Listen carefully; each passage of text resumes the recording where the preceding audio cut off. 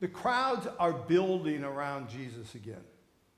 There is momentum, and there's momentum where he's never had it before. Jesus has always had momentum either in Jerusalem when he's been in the temple or in the Galilee region where there were so many Jews that were coming to him up there.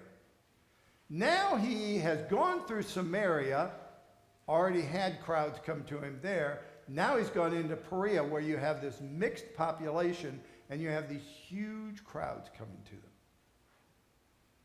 And this has really got the Pharisees off put. If he can draw people here at the rate that he's drawing people here, what's going to happen when he goes to Jerusalem again? Because there's already all this talk about him in Jerusalem. So they say, we can get him off course. We'll tell him Herod, and Herod already killed his cousin, John the Baptizer, and that really upset Jesus when he found out that Herod had killed John the Baptizer. We'll tell him Herod's coming after him and wants to kill him. And technically, this was Herod's territory. So he would have had the right to do that. He could have arrested Jesus and killed him right there with just on his word.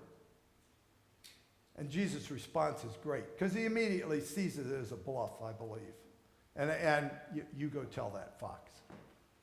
But what's interesting is his words after that. Look at what he says. I must continue. I'm going to keep on today and tomorrow, and on the third day I will reach my goal. What's he talking about? Amen. When he rises from the dead. So he's already telling them what's going to happen. Today and tomorrow, and on the third day, he's going to reach his goal. I'm going to come back to that. So let's talk a little bit about this passion that he has for Jerusalem. This was a depth that I hadn't seen before of his passion. If you'll go to the next slide, Aaron. Please, thank you.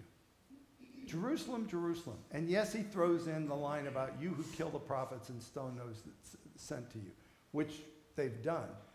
But look at what he says, because he's directing that at the leaders of Jerusalem. Those are the people who do those things. Look what he says after that. How often I have longed to gather your children together as a hen gathers her chicks under her wings. But you wouldn't let me do that. Look at that imagery that he put together. All Jesus wanted to do was take the people of Jerusalem under his wings, to create his cone of protection over them. But the Pharisees battled hard against that, to not let that happen.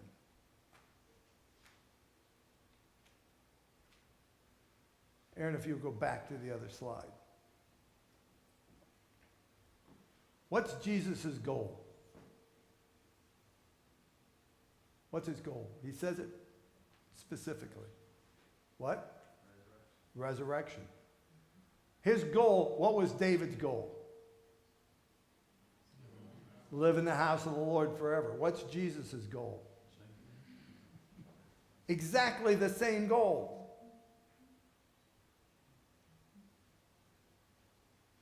Now, look how Jesus ties this to us. Aaron, if you go to the next slide. So he and David have exactly the same goals. Blessed is he who comes in the name of the Lord. But this is Jesus saying this. So, put ourselves as the he, as the person. So now Jesus is saying, blessed are you. Blessed are you who come in the name of the Lord. And what do we get out of that?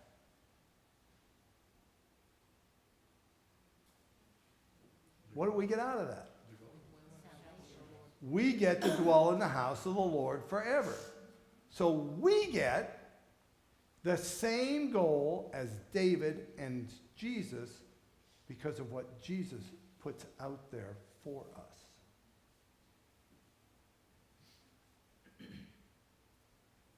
And it's all Jesus wants.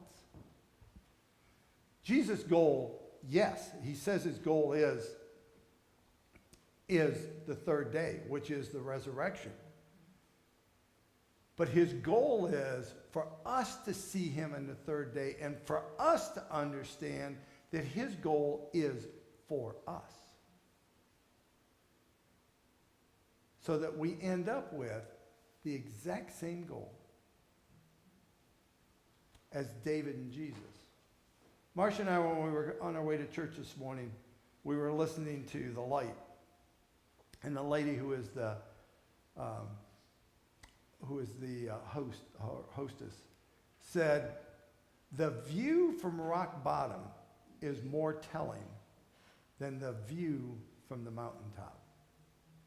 In other words, we can learn more from rock bottom, from the view at rock bottom, than we can from the view at the mountaintop. And I was thinking about this message this morning because I love this discovery that the goals all line up. But you know when the hardest time to see the goal is? When we're on the mountaintop. Because sometimes we're just excited to be on the mountaintop. But when we're in the midst of life, when Jesus is in the midst of having these Pharisees come around him and threaten him with Herod coming after him, Jesus can see the goal. David in later life, David couldn't see the goal in his young life. But David in later life could go back and see that in the midst of his challenges, he could see the goal. So, as I propose to us that our goal is exactly the same as Jesus, and Jesus has this goal for us, and it's exactly the same as David's, I'm not oblivious to the fact that we're going to be at the bottom sometime. But the goal is there at the bottom as well as there's one at the top. And the goal sometimes is more achievable from the bottom than it is from the top. Regardless, the blessing is that the goal is the same, and Jesus has the goal for us. Praise be to God.